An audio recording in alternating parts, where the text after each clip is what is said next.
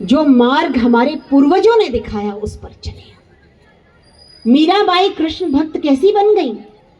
5000 वर्षों के बाद भी उन्होंने कृष्ण को अपने सामने प्रकट कर लिया।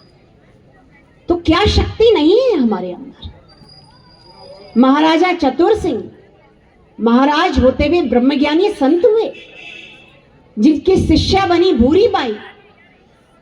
भूरी बाई एक जांगीड़ ब्राह्मण परिवार की, जांगड़ा समाज को उन्होंने गौरवान्वित किया। जितने भी कुम्हार होते हैं, लुहार होते हैं, काष्ठकार होते हैं, वो इसी समाज के होते हैं। और भूरी बाई को जब तड़प जगी ईश्वर प्राप्ति की खोज में निकल गई कि मुझे एक सच्चा सद्गुरु मिले, तब कहीं से उन्हें पता चला कि महाराज चतुर सिंह जो उदयपुर के राजा थे वो ब्रह्मज्ञानी हैं। पहुंच गई उनकी शरण में। उन्होंने 9 वर्ष तक कठोर तपस्या करी थी।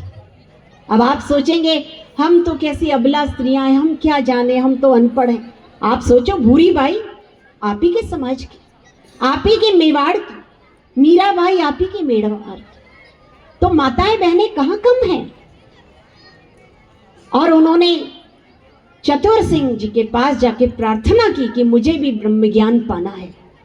और उन्हें था कि मैं लगभग ब्रह्मज्ञान पा चुकी हूं, लेकिन उनसे वार्ता करने के बाद में महाराजा चतुर सिंह ने कहा कि नहीं, अभी तुम पूर्णता को नहीं पाई हो। और उन्हें वेदांत का ग्रंथ दिया अध्ययन करने के लिए।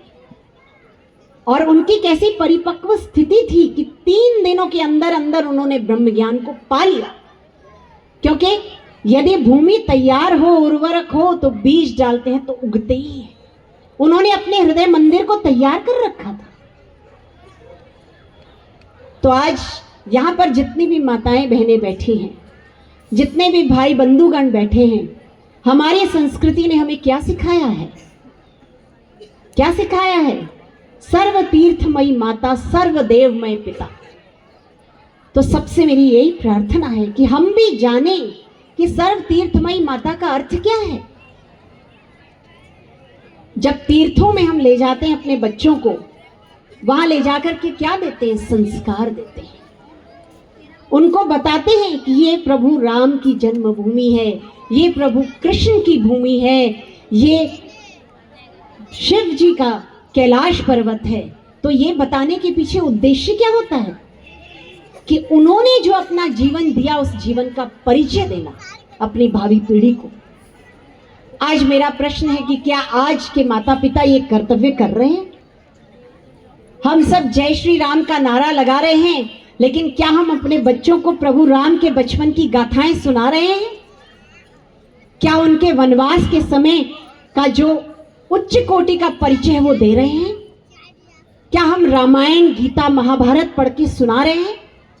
क्या हम भागवत से उनका परिचय करवा रहे हैं? जब तक ये परिचय नहीं देंगे हम अपने बच्चों को, तब तक ये कार्य अधूरा रहेगा। तो इसलिए जय श्री राम जरूर बोले, हम बच्चों को ये संस्कार भी दें कि तुझ में राम, मुझ में राम, सब में राम समाया है, कर लो सभी से प्रेम, जगत में कोई नहीं पराया है। क्योंकि हमारे संतों ने वसुधैव कुटुंबकम सिखाया है हमको। ये नहीं सिखाया कि हिंदू कुटुंबकम, ये नहीं सिखाया कि भारत कुटुंबकम, लेकिन वसुधैव कुटुंबकम। और वसुधा जब आ गई तो उसमें हिंदू, मुस्लिम, सिख, ईसाई सब आ गए।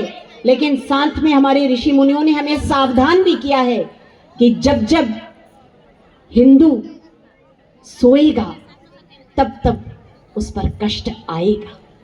इसलिए सदैव जागृत रहना है, सबको अपना बंधु मानना है, लेकिन अपनी रक्षा के लिए भी सजाग रहना है। और राष्ट्रीय स्वयं सेवक संघ यही कार्य करता आ रहा है।